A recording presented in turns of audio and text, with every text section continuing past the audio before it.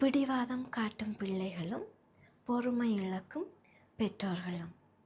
பிள்ளைகள் எமது பேச்சை கேட்க மாட்டார்கள் என்று தெரிந்தே வேறு வழி தெரியாமல் சத்தம் போட்டு தொண்டை வறண்டு போகின்றதா? சத்தம் போட்டு அதட்டிய அடுத்த நிமிடம் தூங்கும் பிள்ளையின் முகத்தை பார்த்து, இப்படி நான் இவனுக்கு திட்டி இருக்க வேண்டாமே என்று மனம் கணக்கின்றதா? உண்மையில் உங்கள் பிள்ளை உங்களுக்கு கஷ்டம் கொடுக்க வேண்டும் என்று நினைப்பதில்லை.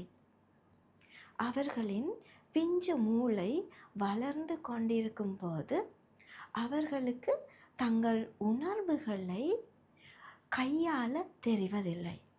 அவ்வளவுதான். இந்த வாரம் பெற்றோர்களுக்காக ஒரு புதிய பயணத்தை தொடங்குகின்றேன். நாமும் வளர்வோம், அவர்களையும் வளர்ப்போம் என்ற தலைப்பில்.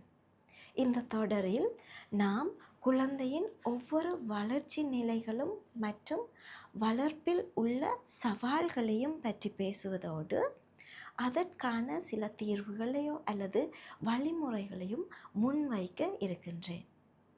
மாட்டேன் என்று அடம்பிடிக்கும் மழலையர்கள், அதிகாரம் செய்ய முயற்சிக்கும் 5 வயது சுட்டிகள், எதிர்த்து பேசி விவாதம் செய்யும் வளரிளம் பிள்ளைகள், எல்லாவற்றிற்கும் மேலாக சூழல் எவ்வளவு கடினமானாலும் நாம் எப்படி அமைதியாக இருப்பது என்பதை பற்றி சிந்திக்க இருக்கின்றேன்.